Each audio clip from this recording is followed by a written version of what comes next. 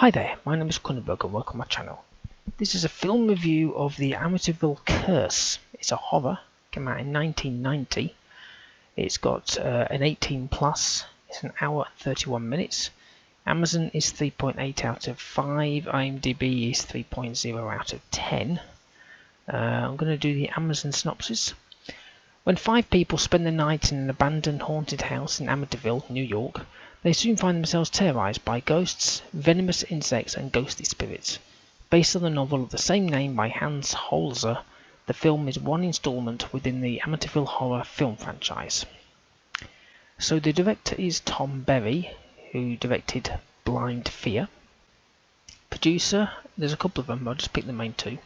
Franco Battista, Battista, who produced Screamers, and Michael Kruger, who produced Lone Wolf. And music was by Milan Kymlicka, Kymlicka, who did Margaret's Museum. The cast of the main ones are picked. We have Kim Coates, who was Frank, who was in the series Bad Blood. Dawna Whiteman, who was Debbie, or Deborah, who was in the Psycho She Met Online. David Stein, who was Marvin, who was in The Moderns. Anthony Dean Rubes, Rubes, who was Bill, who was in Witness. And Cassandra Gava, Gava, who was Abigail, who was in Conan the Barbarian, the one with Arnie in it. It's filmed in Montreal, in Quebec, in Canada.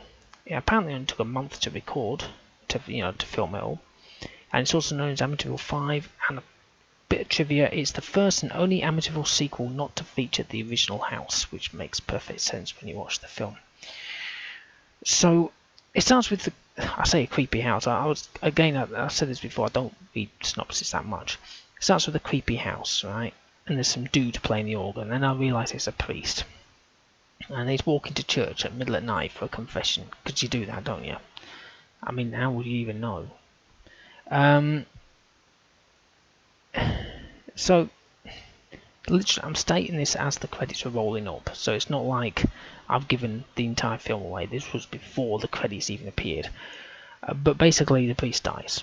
Right? He gets shot, I think, in a confession box. I think he's shot. I don't know. You kind of find out later what actually happens. So you have a dilemma, right?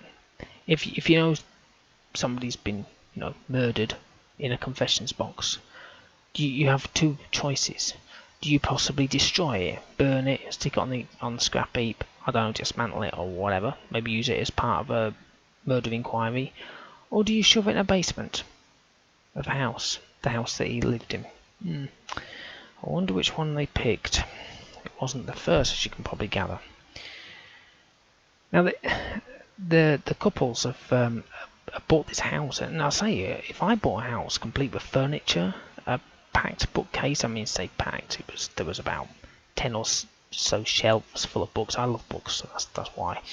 And loads of furniture, and then you go in the kitchen, and everything in the kitchen's there. Obviously not the food, otherwise it'd be gone off, because it's like years later. But everything's still there, and it's like, my God, it's why not? So a few couples have moved in. Well, there's actually 2 couples and 1 single guy. They're all kind of like chipped in to do up the house, to sell it. And so one of the women can actually foresee things, but husband doesn't believe her. It's all in your mind. It's all in your mind, and she's like, no, I can see things. It's like, yeah. And it turns out that hubby's actually a psychologist. So that's why he's giving rational answers to things. So he basically, they're in a bar or something, and he's giving rational answers to these people about stuff all the time. Rational this, rational that. And you may be wanting to have a bit of a sleep, and you maybe put some music on. I'm not going to name groups or anything, but people might put some relaxing music on. Gentle piano music, maybe electronic music. Obviously, I don't know what it was like back in the 90s, but there was electronic music. But something like, I don't know, something nice, relaxing.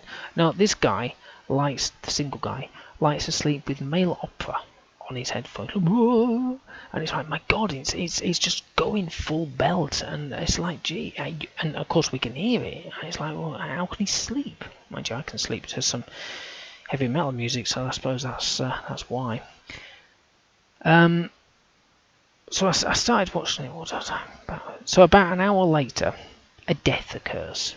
And I was like, finally, somebody died. Obviously, the priest died at the beginning, but you don't really see that. You just hear this, and then some sort of noise. But even up to this point, I wouldn't say it's a horror. It's more like a supernatural, scary kind of thing. The person who's got the ESP can see things and all this lot is Debbie, who's Dawna Whiteman. God, she's hysterical most of the time, and if she's not, she just stares into space. I mean, it's just like, what the hell? She's like, screaming and yelling and running away all the place and having these weird dreams, which I must admit, I was thinking, oh yeah, right. So I started writing things down about, what do you do this? And I found out she was actually dreaming. I was like, oh, okay, then yeah. But I suppose in a dream, would you still do what she did? There's not much I can say about the whole film, because there's not much to it. It's more scary and spooky, except Deborah that always looks like she's completely losing it. The special effects were nil until the frenzy attacked in the end, which again I'm not going to say who it was or what happened. Story was kind of okay, but not what I thought, especially the ending. I was like, oh, I wasn't expecting any of that. Deborah, I just basically wanted Dead Ages back. You know, when you just see a film and you think, kill her, please. You know, her, kill her. They never do. Plus she was the main actress, I'm guessing. But she was just running around, screaming. She was sleeping all the time or whatever. It's just, yeah. I don't know. There was nothing to it, you know. And because when I read in the trivia where it says it's not the one to feature the original house, I did understand that, because I looked at the house and I thought, that doesn't look like the Amityville Horror house. I mean, I think we all know what that looks like. It's that kind of house with the window, you know, the window that has the distinct window. I think if ever you've seen any Amityvilles, you know what I mean. But it wasn't. It was just like a house. It looks a bit spooky, I suppose, but it wasn't the house. And nothing of it came from the house. So I'd understand if, I don't know, the priest went to the confession at the house or the church or whatever, and the confession box came from, like it would do anyway, like it wouldn't, I mean, from the house, and you know, vice versa. But none of it. It was a bit, you know, there was nothing in it. I'm giving it a rating of 3 out of 10, because for me it wasn't what I was expecting. I was expecting a horror. Oh, and you know the title here, where the description when it says terrorized by ghosts? No. Venomous insects? No, unless you call a spider that doesn't attack and then gets smothered by a pillow. Maybe that one? I don't know. And a ghostly spirit, is that not the same as a ghost? But a ghostly spirit? No. Nothing was there. It was just a bit... why it's an 18, I have no idea, but this is back in the 90s, so if it was made now, it'd probably be a 12. You know, that's the whole thing. It's amazing how films back in the day, back in the 90s, 80s, 70s, will be 18s, and now you're like, it's a PG, if that. So it's just like, yeah, nothing really to write home about. So, like I said, there's not much I can really say about it. But like I say, I watch these films, so some people don't need to, or maybe you do. Maybe you love it. I don't know. Some people might love this. You know, say that somebody might say, well, I've got the entire box set, and although it was a bit lame, I liked it because of this, that, and the other. Don't know. Each person likes different things. It can't have been that bad, otherwise they're just giving it a rating of 1. so somebody must have liked it a lot, in a way. Anyway, hopefully you've enjoyed watching and listening to this film review of the Amityville Curse.